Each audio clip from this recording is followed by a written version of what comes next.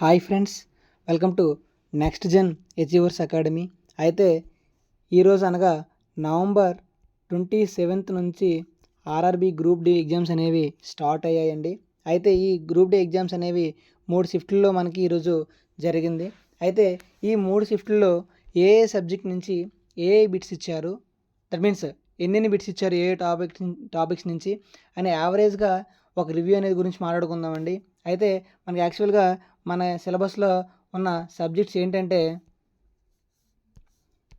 Arithmetic, reasoning, general science, general awareness అండి. అయితే మనం ఈ 3 షిఫ్ట్స్లో యావరేజ్గా అర్థమెటిక్లో ఉన్న టాపిక్స్ నుంచి ఏ టాపిక్స్ నుంచి ఎన్ని బిట్స్ ఇచ్చాడు, ఏ టాపిక్స్ని కవర్ చేశారని చెప్పేసి ఫస్ట్ తెలుసుకుందాం.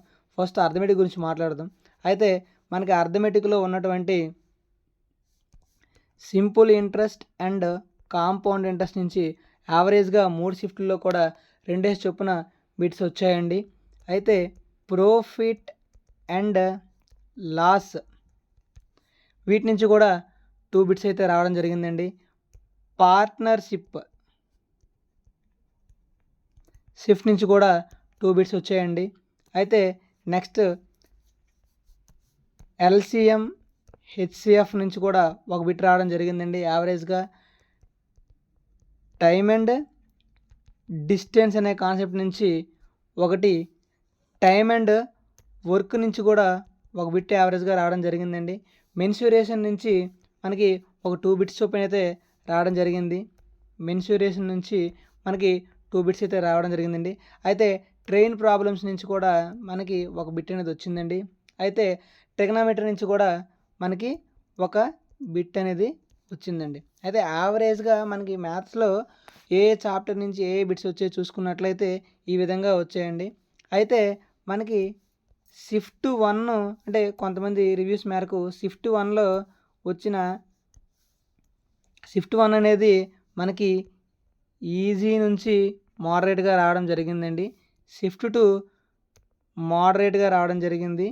షిఫ్ట్ 3 అనేది కొంచెం టఫ్గా ఇచ్చాడండి. అయితే ఈ షిఫ్ట్ టఫ్ అంటున్నారు, మేబీ ఈ షిఫ్ట్ వాళ్ళకి నార్మలైజేషన్లో ఏమైనా మార్క్స్ అనేవి యాడ్ అవ్వచ్చు అండి. అయితే మనం నెక్స్ట్ రీజనింగ్ చూద్దామండి. రీజనింగ్ చూసినట్లయితే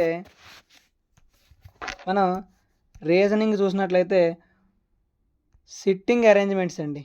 ఈ సిట్టింగ్ అరేంజ్మెంట్స్ నుంచి యావరేజ్గా మనకి ప్రతి షిఫ్ట్కి కూడా 3 to 4 బిట్స్ అనేవి ఇవ్వడం జరిగిందండి.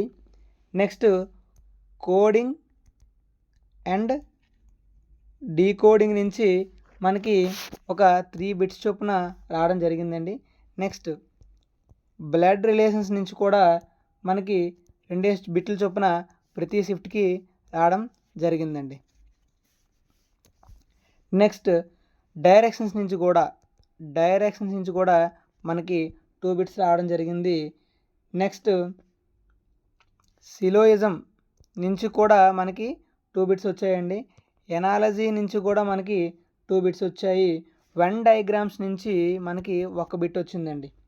పజిల్స్ నుంచి కూడా 1 బిట్ వచ్చిందండి.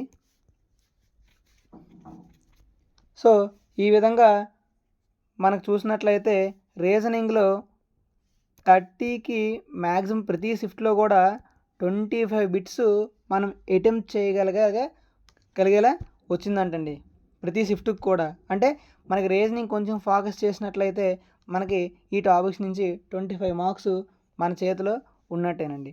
అయితే నెక్స్ట్ జనరల్ సైన్స్కి వద్దామండి. జనరల్ సైన్స్ చూసినట్లయితే మనకి జనరల్ సైన్స్లో ఫస్ట్ బయాలజీ. ఈ బయాలజీలో సెల్లకు సంబంధించి, కణముకు సంబంధించి బిట్స్ వచ్చాయండి. అయితే నెక్స్ట్ రీప్రొడక్షన్, ప్రత్యుత్పత్తికి సంబంధించిన బిట్లు, నెక్స్ట్ జీర్ణ వ్యవస్థకి సంబంధించిన బిట్లు కూడా వచ్చాయటండి. నెక్స్ట్ ఫిజిక్స్కి చూసుకున్నట్లయితే మోస్ట్ నెంబర్ ఆఫ్ ప్రాబ్లమ్స్ అనేవి వచ్చాయంటండి. నెక్స్ట్ ఈ జనరల్ సైన్స్లో ప్రీవియస్ ఇయర్స్ బిట్స్ ఏవైతే మనం కొంచెం గట్టిగా చదివినట్లయితే, కొంచెం రిపీటెడ్గా చదివినట్లయితే ఆ క్వశ్చన్స్ కూడా రిపీటెడ్ అని చెప్పి చాలామంది చెప్తున్నారు. అయితే ఫిజిక్స్ విషయంకి వచ్చేసరికి మెయిన్గా ప్రాబ్లమ్స్ మీద ఫోకస్ చేసాడంటండి. అయితే ఈ ప్రాబ్లమ్స్ అన్నీ కూడా మరీ డిఫికల్ట్‌గా ఏమి ఉండవు. చిన్న చిన్న ఫార్ములా బేస్డ్ ప్రాబ్లమ్సే ఉంటాయి. కాబట్టి ఆ ఫార్ములా బేస్డ్ ప్రాబ్లమ్స్‌ని మనం సాల్వ్ చేసి చూసినట్లయితే మనం ఫిజిక్స్‌లో ఏ ఒక్క మార్క్ కూడా పోకుండా మనం స్కోర్ చేయగలమండి. అయితే కెమిస్ట్రీకి కెమిస్ట్రీలో ఈక్వేషన్ బ్యాలెన్సింగ్ మీద కొన్ని బిట్స్ అడిగాడంట. Next general formula nitric acid లేకపోతే సల్ఫ్యూరిక్ యాసిడ్ లేకపోతే ఈ కెమికల్ ఫార్ములాస్ ఉంటాయి కదండి, వాటి మీద బిట్స్ అడిగాడంట. ఒకసారి కెమికల్ ఫార్ములాస్ అనేది మహా అయితే 1-2 టేబుల్స్ ఉంటాయి. అవి కొంచెం చూసుకున్నట్లయితే రిపీటెడ్గా మనకు వచ్చినవి వస్తాయి కాబట్టి ప్రాబ్లం ఏం లేదు, ఈజీగా మీరు ఆన్సర్ చేయగలరు. అయితే కరెంట్ అఫైర్స్కి వచ్చినట్లయితే first shift, second shift, third shift ఈ 3 షిఫ్ట్లలో కూడా ఫస్ట్ షిఫ్ట్లో మినిమం 12 నుంచి 15 క్వశ్చన్స్ ఇచ్చాడంటండి. చూసుకున్నట్లయితే సెకండ్ షిఫ్ట్లో ఏకంగా 18 క్వశ్చన్లు ఇచ్చాడంట. థర్డ్ షిఫ్ట్లో ఒక 12 క్వశ్చన్లు ఇచ్చాడంటండి. మెయిన్ ఫోకస్ మన పేపర్ తయారు చేసేటప్పుడు ఈ కరెంట్ అఫైర్స్ మీదే మనకి ఫోకస్ చేసినట్లున్నారు. ఎందుకంటే ఈ కరెంట్ ఈవెంట్స్ అనేవి ప్రతి ఒక్కరికి తెలియాలి కాబట్టి ఈ కరెంట్ అఫైర్స్ మీదే చాలామంది గ్రిప్ దట్ మీన్స్ అందరూ కూడా అర్థమెటిక్ చేయగలరు, రీజనింగ్ చేయగలరు, జనరల్ సైన్స్ కూడా రిపీటెడ్గా వచ్చిన క్వశ్చన్లు వస్తాయి కాబట్టి చేయగలరండి. కరెంట్ అఫైర్స్ మాత్రం మనం ఎంత చదివినా మనకి దొరకని బిట్స్ కూడా, చూడని బిట్స్ కూడా, చదవని బిట్స్ కూడా చాలా ఉంటాయి. అయితే మనం చేయాల్సింది ఏంటి అంటే ఈ మ్యాక్సిమం ఈ షిఫ్టుల్లో ఏ టాపిక్ నుంచి ఎన్నేసి మార్క్స్ వస్తున్నాయి ఆ టాపిక్స్ని మనం కవర్ చేయగలిగితే ఖచ్చితంగా మనం మన విజయాన్ని సాధిస్తామండి. నెక్స్ట్ వీడియోలో మనం ఏం చేస్తామంటే ఈ షిఫ్ట్లో వివిధ రకాలు వచ్చిన బిట్లని కొంచెం చెప్పుకుందామండి నెక్స్ట్ వీడియోలో. అయితే నా వీడియో నచ్చినట్లయితే మరింత సమాచారం కోసం నా ఛానల్ని సబ్స్క్రైబ్ చేయండి, లైక్ చేయండి. మీరు ఎక్కువ చూస్తున్నట్లయితే నా వీడియో ఎక్కువ స్క్రోల్ అవుతుంది, ఎక్కువ మందికి ఇన్ఫర్మేషన్ అనేది వెళ్తుందండి. నెక్స్ట్ ఇంకాస్త ఖచ్చితమైన ఇన్ఫర్మేషన్తో నెక్స్ట్ వీడియోలో కలుద్దాం. Thank you.